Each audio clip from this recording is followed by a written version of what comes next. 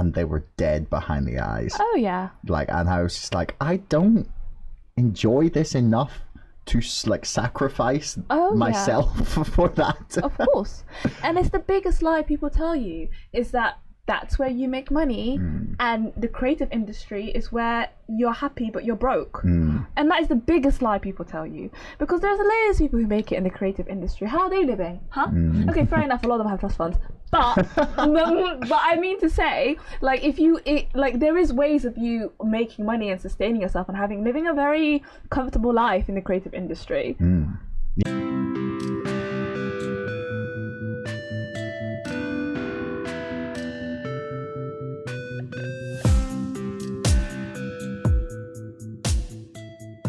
Hi everyone. Before we start, I want to take a minute to talk about my next book. You may have heard about the story of GameStop in January or February and thought it was all over. You're sadly mistaken. Unfolding online has been a clash between the corrupt practices of Wall Street and the hive mind of the internet. It's a hot, raging information war pitting retail investors against financial giants swimming in corruption and fraud. The trailer is at the end of this podcast, but if you want to help crowdfund the book or just find out more, you can sign up to my mailing list to get access to a preview of chapter 1, or go to whenmoon.com to read more about the book. The first 200 people to pre-order the book will get a free pack of To the Moon crayons with their book. I just want to make a quick mention of our sponsors. Namecheap are one of the cheapest places on the internet to get a domain name for your next website. I've used Namecheap for all the sites I've ever purchased and have found it really easy to use. Spreaker are a rapidly growing platform for podcast recording, publishing, and monetization, with pricing plans as low as $7 per month. A cheap way to host your podcast and start earning from your back catalogue of shows. Finally, ExpressVPN is the internet's most trusted VPN. Protect your privacy and watch and view content that is location locked. You could even try watching Netflix from a different country. And right now, they're offering 35% off 12 months of ExpressVPN. Please use the links in the description below if you want to support the show. Anyway, here's the podcast. Hello and welcome to another episode of Chatter. Today I am here with, I'm going to butcher your name now, Dahaba Layla Ali. Is that right? It's Dahaba Layla Ali, yes. Okay, so I've got it right first time around. That's good. That's a good start. Yeah. Welcome to the show. Thanks for joining me. Thank you for having me. No problem. So yeah, I've been following you on Twitter for a little while, and I first came across I first decided I wanted to get in touch when I saw your tweet about your story of how you've ended up working for the BBC. So do you want to give people an overview of I don't know, the TLDR of how you got here? I certainly can do that. Okay, so should I start from my inception? I'll start from my inception, the story of my when I came to the UK. So I came to the UK when I was 10. My mother... From where? So from the Netherlands. So my mother fled the Somali civil war in East Africa. So when my mother moved to Somalia when she met my dad. There she had my 4 siblings, and they lived there for a good few years in relative, comfort and living a nice life. Then the civil war broke out and my mother had to flee. She then moved to the Netherlands, and where she had me, essentially. I mean, I'm giving a very concise story. I'm missing out about an awful 9 months where my mother had to sell all of her gold and pay smugglers and stuff. I mean, her story is pretty harrowing, but also awe-inspiring. And then she had me in the Netherlands, and we lived there for another 10 years. And then we moved from the Netherlands to North London, where I spent kind of the rest of my formative years in and around various council estates until the age of 18, when I was lucky enough to be granted a scholarship to study at the University of Cambridge. I studied history at Magdalen College. It was fab. I think history is the best discipline ever. Would recommend that everyone studies it. I'm not biased at all, by the way. And I would... And then I graduated, and actually, funny story, people don't really know this about me. I put this on my Instagram the other day. I didn't go into journalism immediately. So I graduated in 2017, and I actually took the smooth trajectory that many students fresh out of university take, which is going into financial services. I wore a suit. Weird. I bet you can't imagine me in a suit. Yeah, not really. No, but I wore one. It was crazy. Didn't do it very long, admittedly. And I very quickly realised that financial services was not for me. And then I left and I decided to do some consulting for the public sector. So I worked for NGOs and not-for-profit organisations and local authorities through a small consultancy, helping them do better, essentially run better, perform better, XYZ. And then at the same time I started writing. So here we get to the journalism finally. I am going somewhere with this. So I did loads of journalism throughout my formative years and my university years, but I didn't really know where to start. I knew what I wanted to be, but I didn't know how to get there because I didn't see anyone that looked like me, anyone that spoke like me. Admittedly, I now have the accent of perhaps an Oxford educated individual and maybe BBC journalist, but my isms come out. And so it was very strange because I didn't know where to begin, but I started a blog basically where I wrote a blog all about the experiences of Somali women, but I used feminist literature that I'd read about, quote unquote, was radicalized with when I was studying at university because I did a gender paper. So I would take the likes of Mary Wollstonecraft and I'd relate them to the lived and observed experiences of Somali women living in the diaspora in the UK. Then I pitched our very first piece, which was all about, again, using my own observed experience, mental health in the Somali community, to the Independent. This was accepted. I then picked up more and more bylines. I then did something called an NCTJ, which is the industry's best kept secret. Because it's like, I didn't know you needed one of them, but I did it and it unlocked all these doors. Started working at the FT, Al Jazeera, picked up more bylines, started doing news shifts, started writing features. Then I started making radio docs for the BBC through an indie. Then I started working as a producer on Newsnight. So I started doing TV, Politics Live, Westminster Hour, News Gathering. And then that brings us all the way up to present day, where I just started my brand new contract at Panorama this week. Wow, this week? Yeah, I started on Tuesday. Okay, there was a lot there. Yeah. Why history? Because, okay, so I guess for me personally, if I talk about it from a personal perspective first, I really like sinking into a very good story. And I feel like history is the best way to do that. You just read a history book and it's also colourful and imaginative and transports you to a different time and place. But it's all real. And that makes it even more exciting. But also I think the ability to construct and formulate arguments is key to a history degree, and I think that's a skill. The ability to research, construct and formulate your own argument effectively is a skill which can be applied universally, and that's why history is the discipline that gives you so much transferable skills. And if the Cambridge History Department can commission me right now, I'd appreciate it, because I'm giving them a lot of advertisement. If you're listening. Yeah, if you're listening. So that's a really stunning story you've got, and how you got there. So what kind of history did you study? So again, at Cambridge, unfortunately we didn't get to specialise because they call themselves the most wide-ranging history degree, or it was when I was there anyway. They might have changed, but we didn't specialise when I was studying there. And so I guess the closest I came to specialising, because I didn't do a dissertation, I chose to do an exam because I'm a masochist, was also that's not, well, I mean, strange. Very strange, but I did choose to do an exam instead. But I guess the closest I came to specialising would be my special paper, which marginally makes up more of your final grade in your third year than other papers, and that was all about the Republic of Ireland. And it was about it was all about studying the Republic of Ireland through the history of its minorities, of which Catholics and Protestants were numbered as one, but so was the Jewish minority in Northern Ireland, which is a micro minority, which is very interesting, I thought. I have never met a Jewish person in Northern Ireland. That's definitely a minority. I mean, maybe it's just not obvious. I don't know. I guess. Yeah. I've never met a Jewish person, I think, in Northern Ireland, at least, anyway. They've been around since about the 1800s. Yeah. That's interesting. I'm going to have to keep an eye out for someone now. I feel like I have to meet someone from the Jewish community in Northern Ireland. So you went to go work in financial services.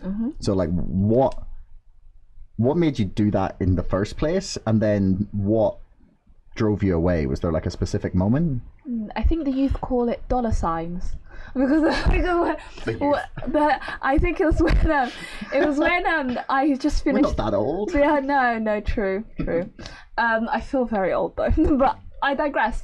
I had so I got a scholarship, as I mentioned, to go to university, and when I graduated, the scholarship also graduated from my bank account, and I needed money pretty ASAP.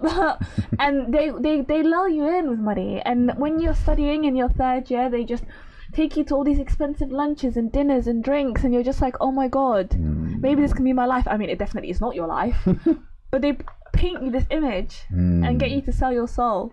I only managed to sell a fraction of my soul in the end, but still. No, you're right. That's exactly how it goes. Like, I remember when I studied law and politics, and I remember getting wooed. Yeah. The law firms, like all the big law firms, they seduce you.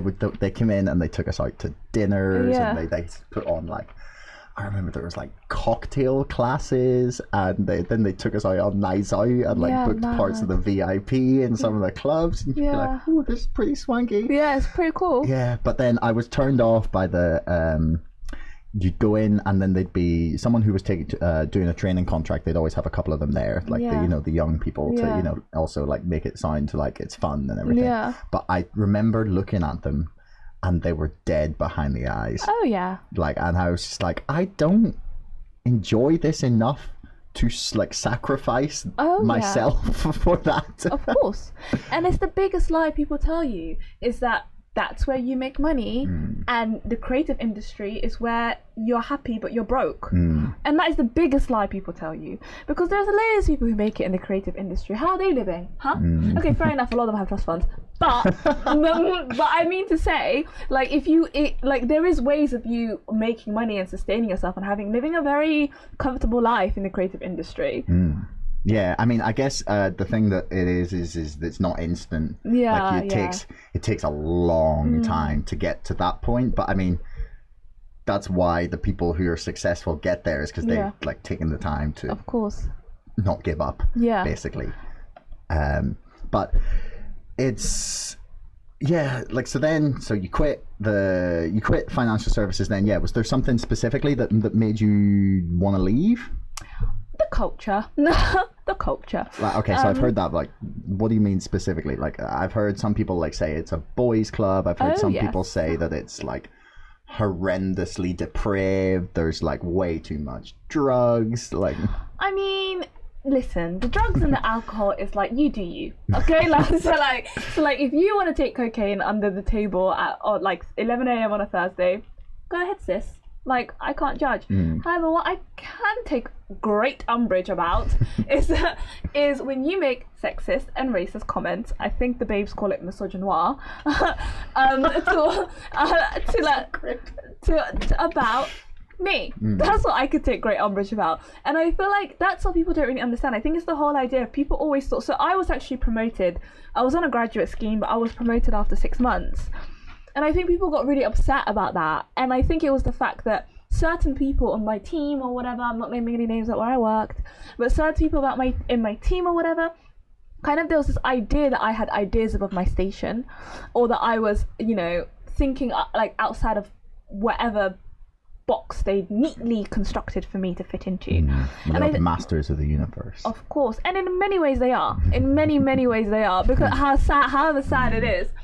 But it was that, and I think it was the comments that people would make to, like, for example, my manager, he would, and this is a very sad tale, but my manager was essentially making all these very inappropriate comments towards me, and very sexualized comments, where he would ask me to go with him to the sauna, for example, like lunchtime, I'm going, but he would say it in a way that I was like, oh, he's only joking, like, it's fine, like, why am I getting upset about it, like, it's just a joke, like, why can't I lighten up? Like, she goes, and it was so in the end I left, best decision of my life, but I shouldn't have been made to feel like that. And I think you can accept both. Do you think that comes with the nature of that work? Like, do you think that the kind of like pomposity and like masters of the universe sense, and the sort of, there's definitely like a bit of messianic complex in there, and the like, well, I am God's gift to the earth, and therefore everyone should want to spend every waking moment with me. Is that like part of the, just, can that be separated from it? That's a good question. I definitely think perhaps they have. I don't know what it is about the financial service or like that kind of area. Of course, yes, the money, indeed.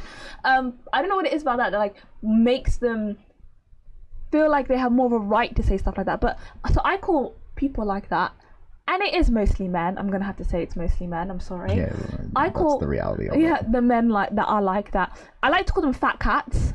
Because I mean, I'm sure it's not just me that calls them fat cats, but it's just the easiest way. I think, in fact, like just you know, the general fat cats. And when you think of a fat cat, you think of someone who is older, who is like maybe wears braces. You know, it's like you think of it as like a time that's like going. But I think they're still around. Like my manager was in his 30s. Like it's ridiculous. And he studied history and he went to Warwick, and it's like, and it's just like, I have to be careful what I say now because you might be able to put them together through jigsaw identification. I'll stop right there. But he essentially, but then I've experienced the same people, admittedly less so, and perhaps they're a bit more reticent about what they say, but in the creative industry, like people have a real issue with confidence and women of color, because people always, it's the first thing people say. Why do you think that is? People love Beyonce. I know, but is Beyonce is Beyonce almost not real? Is she almost like a caricature? Does that make sense? Like I feel like if you see like, I feel like people have a real problem with comments. It's like, it's the first thing, people who don't know me will be like, oh, you're so confident. And like, I would say that I'm a fairly self-assured young person, because if I am not self-assured and if I don't back myself, I have felt like in the past no one else will.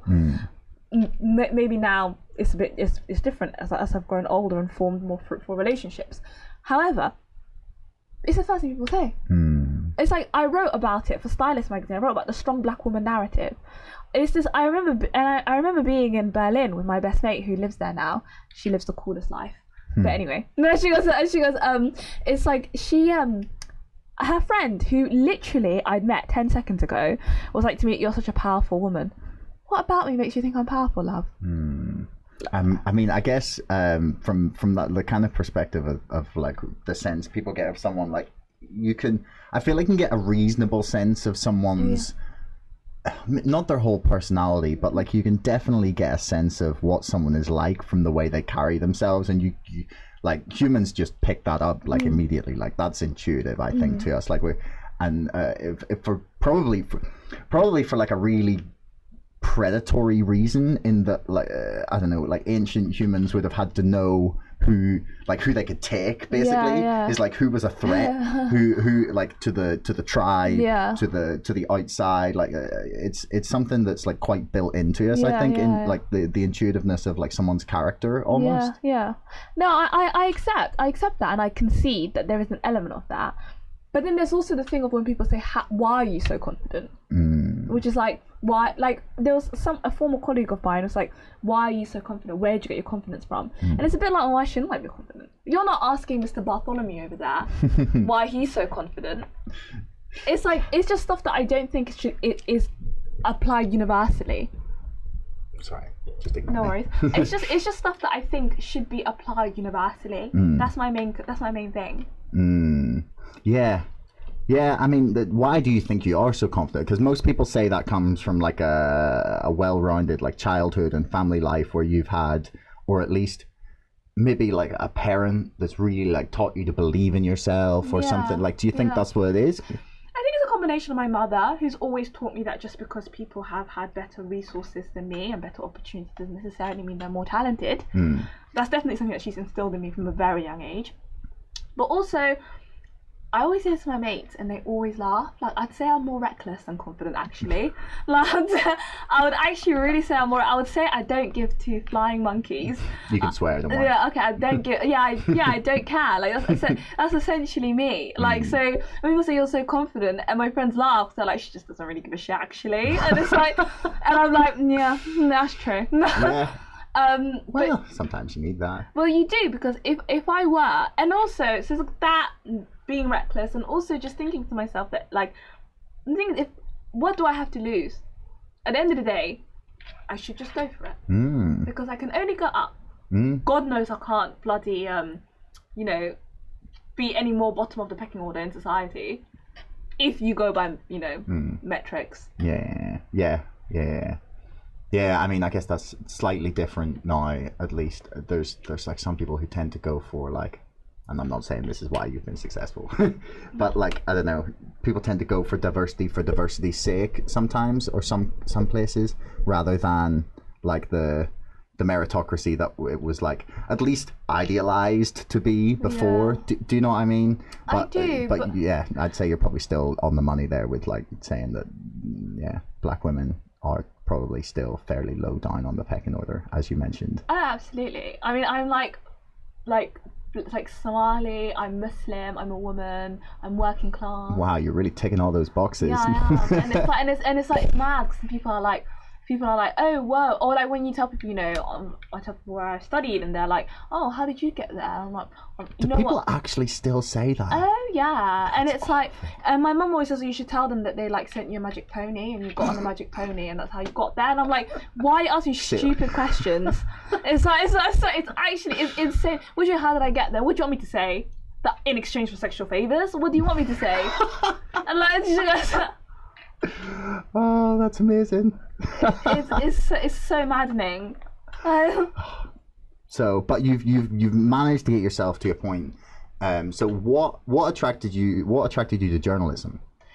I think telling the real stories that matter to most people, because I mean, look, news organizations are great, and all news organizations have their pros and cons, like all organizations. But I think there's a real gap with telling human interest stories in reporting, and I felt like there's obviously incredible journalists out there who are doing it, some not so incredible journalists who are not doing it, but also I feel like had I seen someone like me who maybe speaks like me a little bit, like obviously forget the when I've got my posh voice on, but you know, like one of those speaks a little bit, who like 3 tequilas in your voice, exactly on a Saturday night, and she goes, but like someone who's like maybe presents themselves a little bit like I do, not a robot, basically someone who's not a robot. And I thought, it's me, or like someone like me, and if not me, someone like me, but also preferably me, because there could be more than one, just like there's more than one robot. So yeah, that's why. So like, what does journalism actually mean to you? Because I don't know, I guess I've become a little bit concerned that we've like lost as a society the understanding of like what a journalist is meant to do. So like, what does that mean to you? To me, if I'm speaking from a totally personal perspective and not displaying the views of my employer, is to Yeah, we should make that clear. This is all your perspective. This is all me. Yeah. It's so anyone that wants to sue, straight to you. Oh please, yes, you can take the £5.25 in my bank account gladly. And she goes, but I think what I would say is journalism is really just being representative, really. If I'd say it's just being representative of society, telling the stories that matter in the most representative way that you can. And it's true, because I feel like journalism can be more representative. Like, there's loads of stuff that, I mean, this is the whole thing I do say on my Twitter, isn't it? Where I'm like, there's so much that goes on in the halls of Westminster that real people don't really recognize. And I'll share it on my Instagram, and everyone will be like, oh my god, wow. And I'm like, or like I'll break it down to my friends in language we understand, and they're like, oh my god, you know that. For example, today there might be a cabinet reshuffle. What's his face, our education secretary? I wasn't on Twitter today. Yeah, but like Gavin Williamson, the education secretary, he's still suffering from the fallout of the A-level results yesterday. He's been tipped to replace. There's been many rumours. He'll be replaced by the Equalities Minister, Kemi Badenoch. Maybe in early, not now, so we can all calm our rampant excitement. It's going to be early next year, but like, that's huge news. That's going to be the first black woman who's also a Tory who's in the cabinet, but she's also controversial herself. But also the entire government's education policy has been called into question. And should we? Yeah. We should care about who's going to be in charge of future students' grades, shouldn't we? Like, we should definitely care about that. Yeah, this year's kind of shown how much you can fuck it up. Yeah, and these are people's entire livelihoods. Like, as much, so it's so important, but it just gets brushed under the carpet. And when it gets brushed under the carpet, that means there's no accountability, and that's a big problem. Yeah, it's anytime I see the debate about the A-level grades, my mind always goes straight to that. Have you seen the Mitchell and Webb sketch? So do you know David Mitchell and Robert Webb that do the Peep Show? So they have a sketch about, it's like, well, in this year's A-levels, everybody got an A. I think the whole sketch is how all the kids got an A, and it goes around them, and then one of them's like, I got a A. And then it like cuts to the principal, and he's like, yeah, so why can't people just accept that kids have got empirically smarter by 3 to 7% year on year like clockwork with no dip ever, That's so funny. Yeah, I mean, my mind always goes straight there, because I don't get why the number of A's keeps going up. Maybe they're marking it easier, maybe the kids are getting smarter, maybe the private schools are giving more of their kids A stars. Maybe. I mean, that was one of the things that came out, right? That today when I was looking at the numbers of people who had A's, and it's like was it 79% of privately educated kids? Do you think that's like because of the coursework, or do you think that's like the pandemic showing what money has been able to do to like maintain the quality of kids' education? Oh, both, because there was like a digital divide, wasn't it, where like kids couldn't even bloody well get on the internet, because I mean, for example, where my mum lives, it's like in this like it's all social housing. Explain to me why fibre broadband hasn't hit it yet. Because I call up when I work for my mum's, and I'm like, listen, Sky, at Sky. Be like, listen, Sky. Be like, can we make the internet faster? And they're like, no, because sorry, you don't have fibre in your area yet, but it's coming soon. Because poor people don't deserve good internet. That's essentially that's what you're saying. But it's like, but then sounds like you want broadband communism. Well, I'm not gonna comment on that. But she goes, but then 10, 15 minutes up the road where I live, I've got the fastest Virgin Media. Like my internet's so fast, and I get the cheapest one because I'm stingy. So it goes, so like, what the hell? That's really disturbing. I know. It's only 15 minutes away. Like, are you more central? No, in fact, I'm further away from the station, but because where I live is all private houses, so obviously rich people deserve faster internet. It's crazy. That seems fair, right? Yeah, I mean, yeah, it's the digital divide that kind of opened up, and it's very obvious. I mean, like, stunningly, I didn't hear this raised by basically any Labour MP for the last year. I have not heard them. Do you know, like, shockingly, the only MP that I've heard like really addressing this, and maybe you can correct me on on that, but was Sir Charles Walker. And he was talking about, don't forget, like, it's very easy for us to feel like this is easy when we're sitting in our nice houses that are paid for by the taxpayer, and we've got everything subsidized. Don't forget the poorest people in society are struggling with this a lot more than we are. And I was kind of shocked that it was a Tory sir, someone with a knife saying this.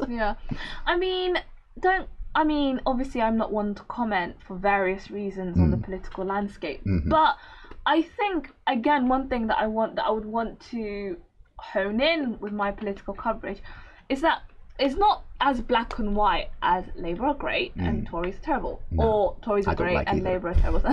And it's like, it's and the 2019 election like further confuddled the landscape, because of course the former, what was formerly known as the Red Wall constituency, is now called the Blue Wall, confusingly. It's like those MPs that have taken those seats may not necessarily be traditional Conservatives. They might. So it's very confusing. But yeah.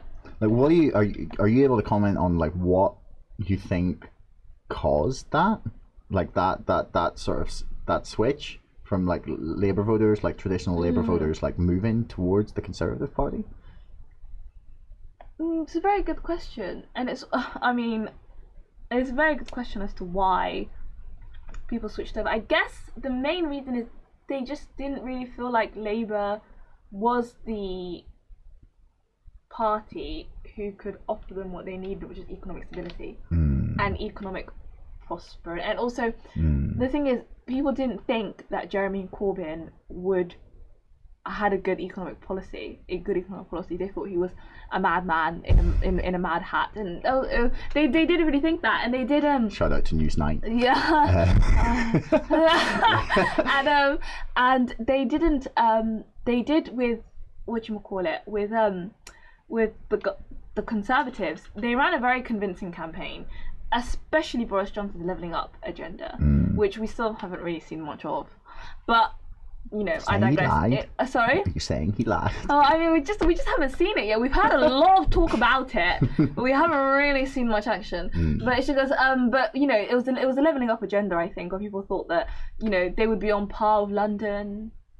It was the promise of metro mayors. It was all of that. Yeah, I know. You definitely could be right there.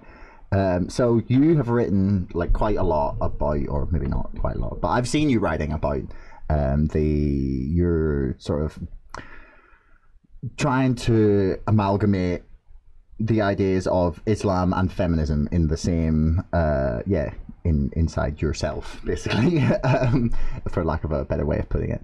But that's not something that most people would put together traditionally, because, you know, I guess most people, when they think Islam and feminism, they think, well, thank goodness Saudi Arabia has just let women drive. You know, like that's where they see that's where they see it. I guess a lot of people would maybe like go for that stereotype of like Islam being misogynistic in a way, or at least like oppressive of women. Like what made you like go back, because I read that you'd like gone back and you'd like sort of reread some texts and stuff from the Quran, and you'd realized, or you'd come to the conclusion that the two weren't incompatible. Like, do you want to talk a little bit about that journey and that sort of like discovery? Yeah, of course.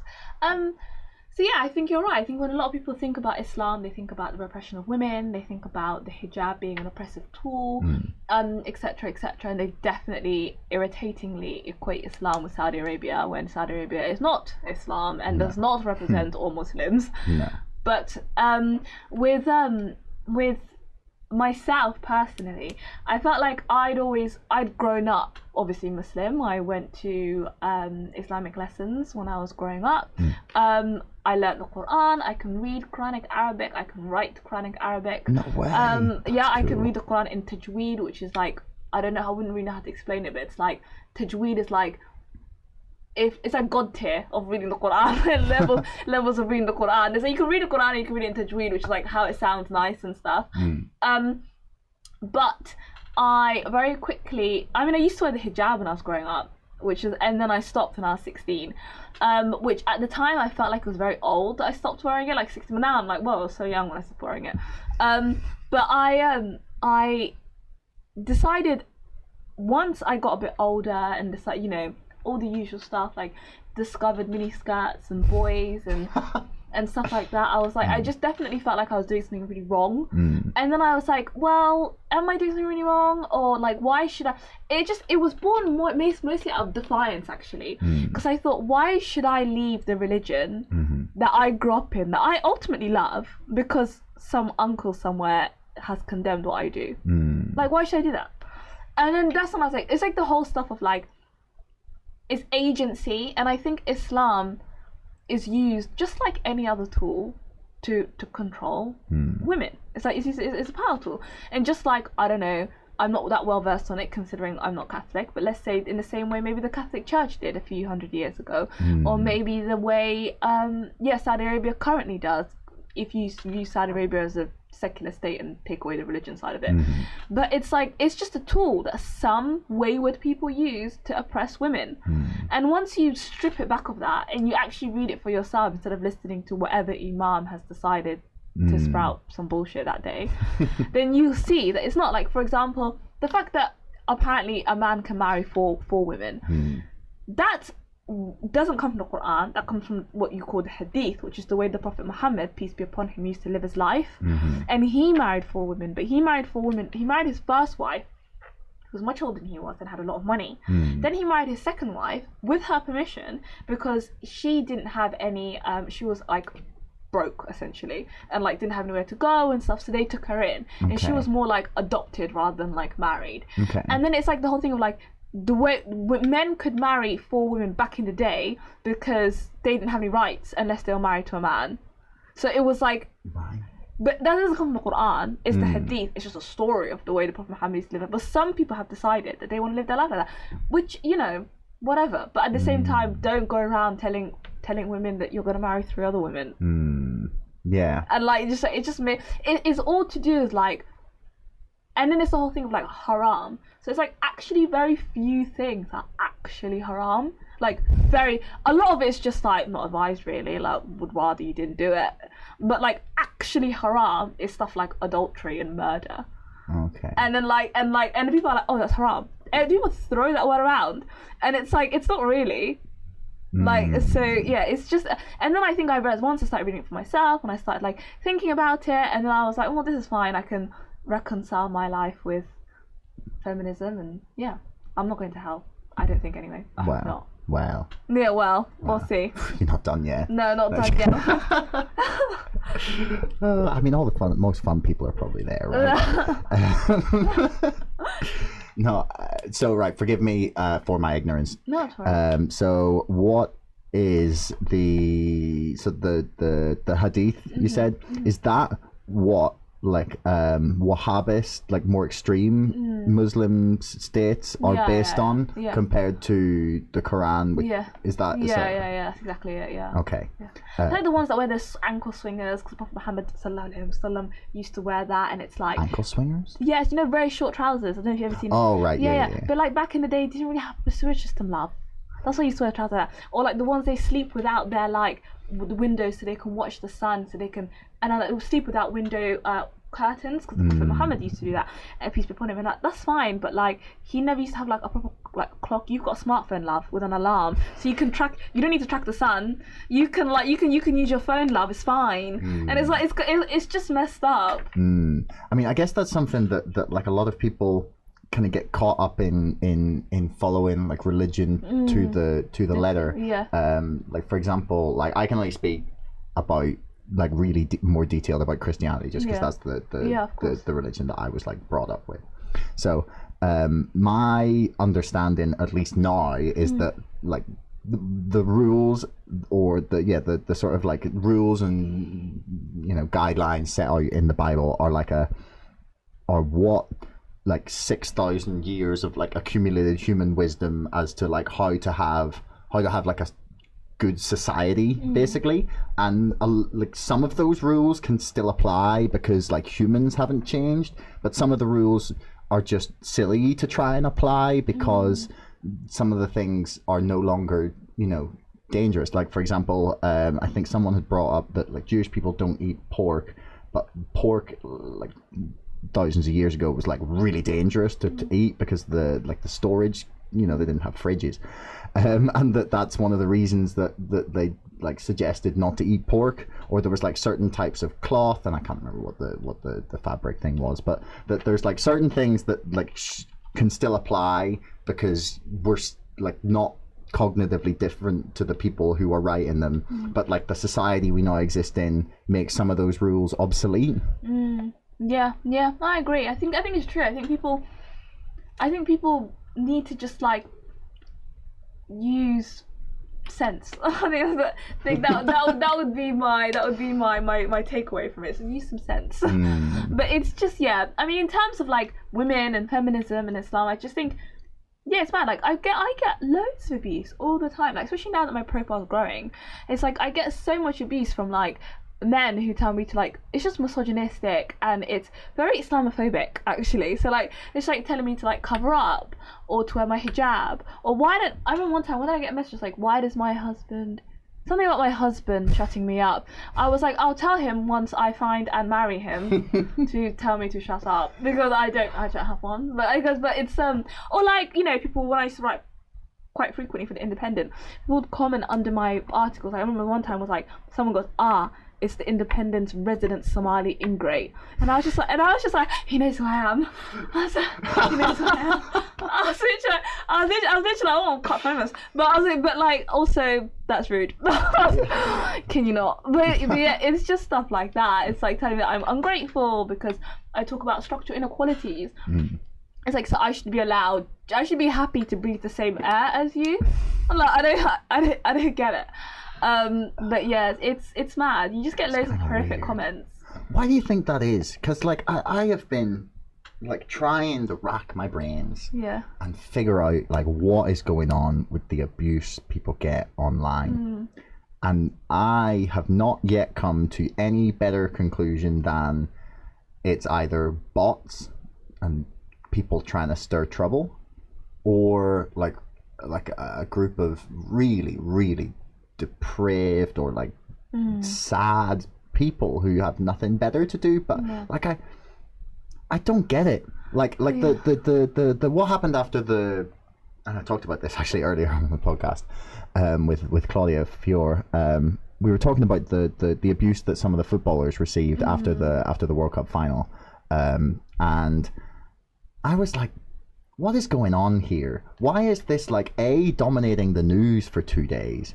And like, what are these like anonymous accounts trying to achieve here? And like, I don't understand what's happening basically with those. Like, did you ever think about like what the motivation is behind like when people are being abusive in that way towards you? I mean, it's a tricky one, isn't it? And it'd be really difficult for me to attempt to dive into the psychology of these online trolls. But I think I'll give it a go. Yeah, I think in my case, I think definitely people.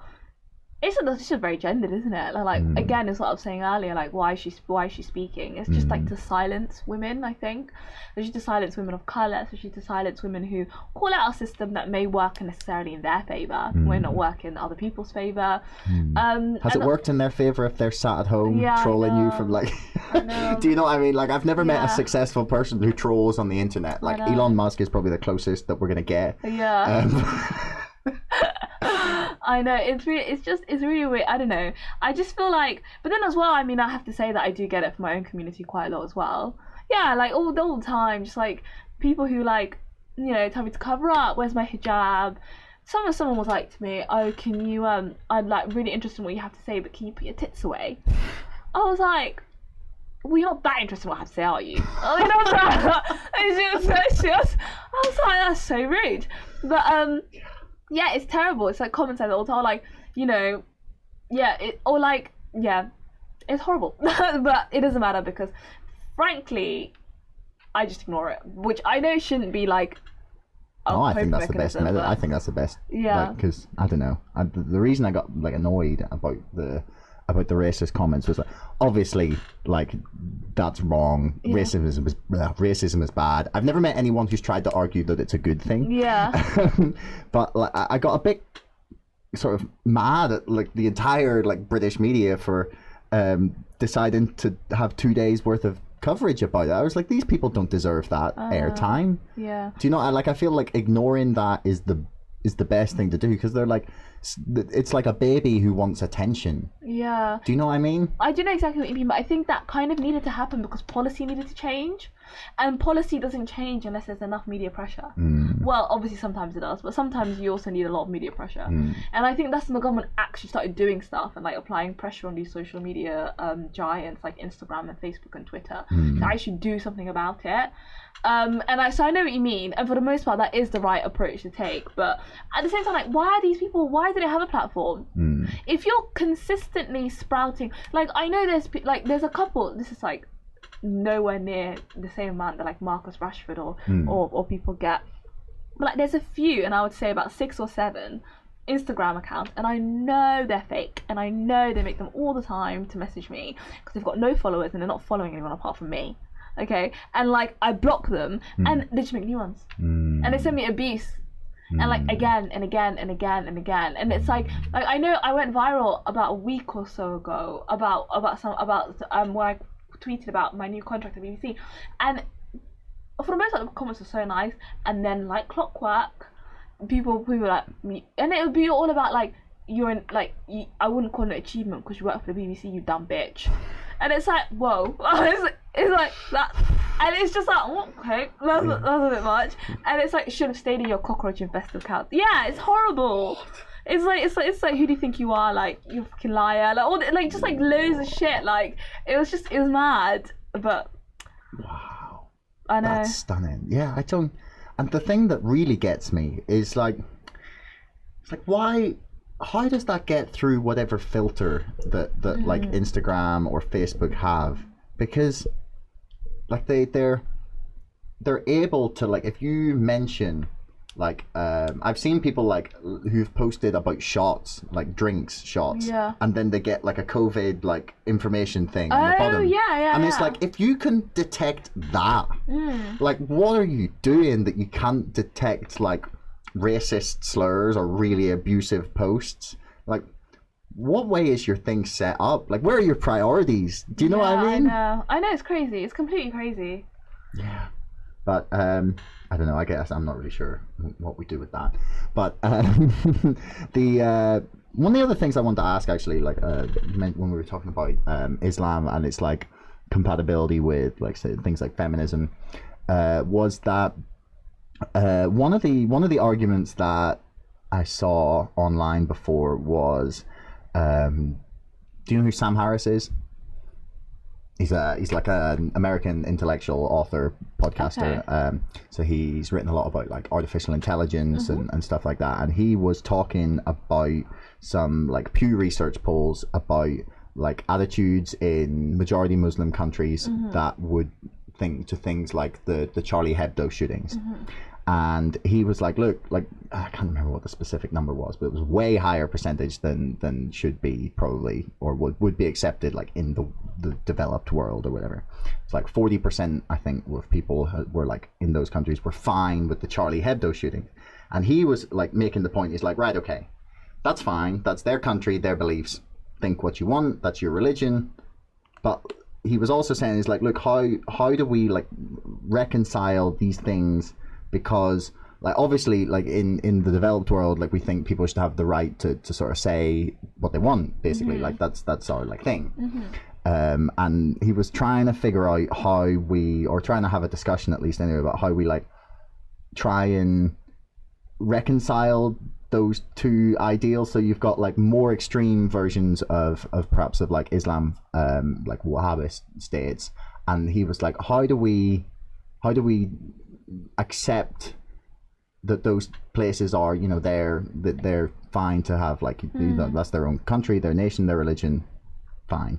But like, how do we find that to be compatible with like Western, or like, not even Western, I don't like that term, developed, like the developed world's like tolerance, basically. Like where do we find like a balance? And this could be a really difficult question. No, I have a very straightforward answer for this. Okay. Sam Harris, fellow, should tell his leaders to have a chat with those countries' leaders, because they're best buds. Because they are best buds, innit? They should have a word with each other, maybe when they're having a whiskey or a cup of coffee, because, by the way, all Saudi Arabia leaders drink alcohol, just do it secretly. And then they should, all Saudi Arabians do not drink alcohol. I don't know this. Please guide that out. Basically, their best... That was a joke. That was a joke. So they should, because at the end of the day, this polling that they're doing is because of the information that is disseminated across their society. That's through their public networks, that's through their public broadcasters, and who controls all of that? The government. And so it's not Mohammed who runs his barbershop. It's not his problem. It's not his notions that need to be reconciled with Mary from Slough. It's Sheikh bin so-and-so and Joe Biden who need to have a chat It's because that's the truth, isn't it? I mean, Joe Biden's not going to say anything, is he? Yeah, but that's what it is, because people are like, oh, what do we do when we? It's when you have these intellectuals like that, and I'm sure he's great. I'm sure he's fantastic. I mean, I don't agree with everything he says, but he's at least I appreciate that he tries to think deeply about things. But a bit too deeply, really, because it's like when you It's his job as an intellectual. So when you pontificate, oh, what can we do? And it's like no, it's fairly straightforward. Like, these people are just consuming information that is being sent to them through their governments, autocratic governments, that is. And so they need to somebody needs to have a word of them, and then Bob's your uncle. Yeah. I mean, that's a pretty straightforward way of putting it. So then I think we've got a little bit of time left. So what is the biggest problem facing our generation? Ooh, climate change. Yeah, absolutely. How optimistic are you that we can deal with this? Well, I think we're just not gonna have a choice, really. It's to the point where I'm quite an optimistic person. Call me stupid, but I just feel like it's going to get to a point where like corporations and billionaires are going to be like, well, we can't continue making as much money as we're making because the world has ended. So I think they'll push it as far as they can, don't get me wrong. I don't think any major change will happen. We've got COP26 coming up. Maybe that will change, but I mean, I wouldn't hold your breath. But yeah, I think I mean I think the bottom line is we absolutely have no choice, do we?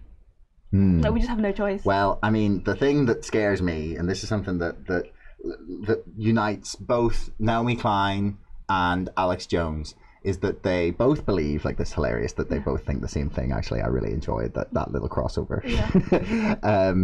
So that they both believe that the super rich basically are just planning to leave this. That's what they're all going to space. Not even specifically to leave this planet, but like that is one of the things that people say. But basically that they're planning to like hole themselves up in their little bunkers or their little like gated communities, and they will not suffer the consequences in the way the rest of us will. Basically, that they are breaking away from the rest of civilization in a way that they're just, and that they won't do anything because they will just hoard the money, build the walls nice and high, get themselves like a nice sort of spot high up on the mountains. I'm not gonna sleep tonight, Josh.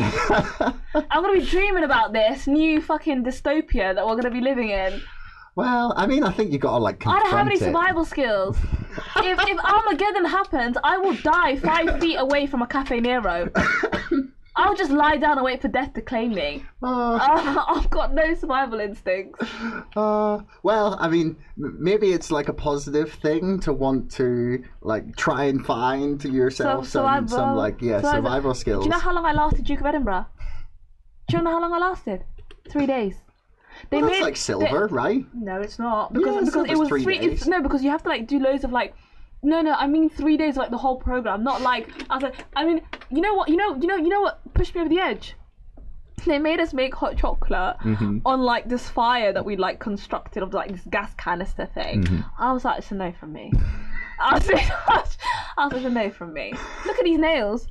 I will honestly, I'll just. Did you have those nails on Duke of Ed? And unfortunately not, but I mean now, and you know what? I was younger then. I cared less about my moneymaker. Now, I honestly, I won't. It's not for me. But please continue. But also, I will be ducking out of life. But also, please continue. I mean, no, I feel like you got. I think that to imagine that the billionaires are going to fix it, basically, I think is not a good plan. I think we gotta like force them into some sort of action, which is why I quite like Extinction Rebellion. I mean, a lot of people get very mad about their protests, but I mean, they've caused, what they did they like shut down London, but were at least kind enough to leave routes for emergency vehicles.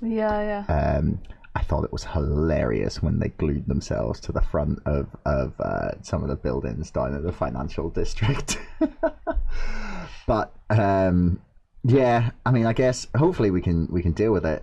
It's what would you do if I was a like you said, like imagine you're some omnipotent, benevolent, ruler of the country, or maybe even the world, for fun's sake. And what would you do about it? Okay, so have you ever seen? Do you remember Simpsons? Mm. Okay. Yes. Do you remember there's a bit where like there's like they used to do these weird trippy like alternate universes where like there'd be like these giant like creatures that would like, or there'd be like the how's I supposed to explain this? Basically, I would be the overlord. Mm-hmm. The rich would have to work the land, not for long. I'm not a sadist. It'd only be for about 10 years. Okay. And basically, I would just like rework society. I'd take us right back to an agricultural society, just for a little bit, just so we can learn. We can, you know, we've forgotten how to work hard, haven't we? Everything is at the tip of our fingers. I mean, the pandemic kind of taught us. Like, I remember at the start of the pandemic, and I was like, I can't just go out for an almond croissant and a coffee. I was like, what's happening here? But it's true, because you forget, and everything we wanted, we could have. And it's like, just like, come do some bearing, do some fruit, wait 6 months, eat your fruit, and then like, hopefully that will remind us of what it was like to take care of Mother Earth, because it's a blessing. And then we go back to real life, and then every so often, when the generations die out and people start moving mad again, we go, I'll take us right back, and we just live like that, and then the Earth would be so happy. The Earth would be like, love you, Dahaba. Well, I'm sure it would say that if it could speak. Yeah, Mother Nature probably does. No? Well, I don't know, maybe she doesn't like your nails. Well, yeah, maybe she doesn't like us. Maybe she doesn't like the fact that, you know, I'm not very good at recycling. Having said that about climate change. But it's tricky because, you know, in my flat, you can't recycle. Yeah. I mean, recycling, like, I think, like, that was one of the biggest red pills I ever took when I found out the recycling was so energy intensive, and that, like, when we say recycle, most of the time we mean ship it to Turkey. Like, we don't mean recycle. Like, one of the things that I loved about when I lived in Austria was just like when you buy like a crate of beer, right? They're really big on like, you buy the crate, you get all the bottles, you pay a deposit with the bottles, and you bring the crate back, you put it in the little machine, and you get your like €5 back. Same And I was like, this is awesome. Same in the Netherlands. With Coke as well. Yeah. It's so good. Europeans, in some things, are doing it better than us. Yeah, no, they've definitely got some things. Like, I asked, because like Austria is especially, like, they love their country. Like, and I don't mean like they love like the idea of their country, which they do, but they really love the physical ground upon which they walk.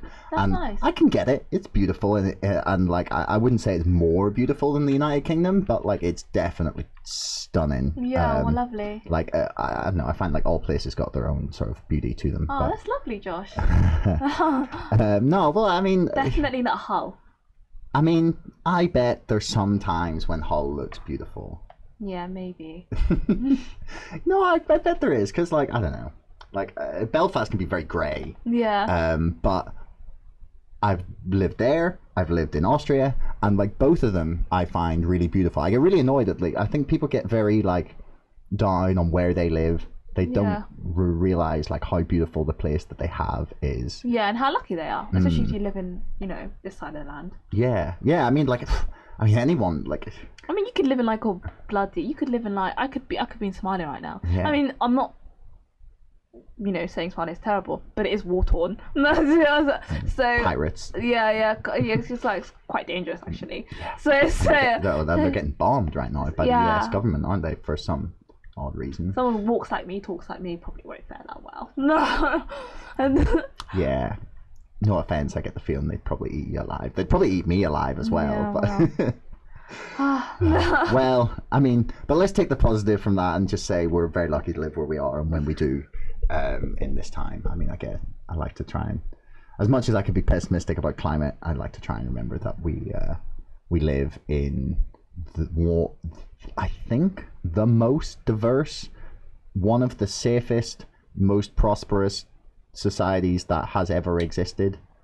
And I like to try and remind myself of that. It's like, could be a lot worse. We could be living 100 years ago. You know, we'd be like working 14-hour days with no health and safety regulations and no breaks. And oh God, sounds like a shift I used to do. No, you are right. It's good to be positive. It's definitely good to be positive. I mean, that's not to say that like Britain is perfect and we can't improve it. Of course. But yeah, I think we are just about out of time. But Do you want to plug some stuff that you're working on? Tell people where to find you, Twitter, things like that before we finish? Yes, I would love to plug myself, actually.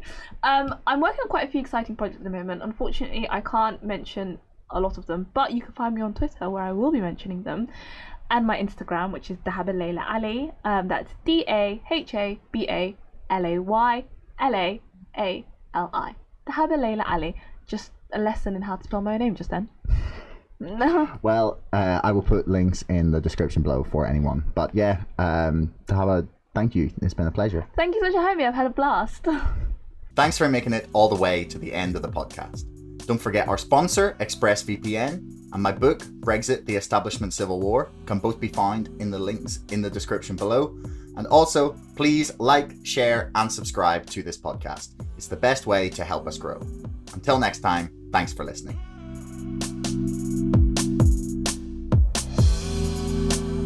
Screw the hedge funds. You can make as many rules as you want, but if there's no teeth behind them, what's the point? Well, like Citadel is potentially just gone in a few months. It feels like financial institutions, that they are all laughing at us by buying GME. Screw the hedge funds. Like, I will lose my entire investment if it brings them down. Why on earth, last May, could you buy the entire company for $200 million? What's been happening on Reddit and in social media and in the marketplace has never been seen before. I argue that nothing is off the table. There is nothing off the table when dealing with the volumes of money in something as big as the United States stock market. The hedge funds have clearly underestimated a group of people raised on Friday night World of Warcraft raids. Dark pools, they're another mechanism to manipulate and cheat. Mainstream journalists don't say these things for a number of reasons. One is their sources are the people that I'm talking about, and so they can't call somebody a crook. Superstonk and the other communities that have emerged are a hive mind, the likes of which we have never seen before. It's madness and brilliance, insanity and genius all rolled into one. It's very possible that Citadel will be gone in a few months. And not just Citadel, but the entire financial system has the potential to come crashing down. These crooks continue to gamble recklessly with the world economy, and this could be the moment that they finally get their justice.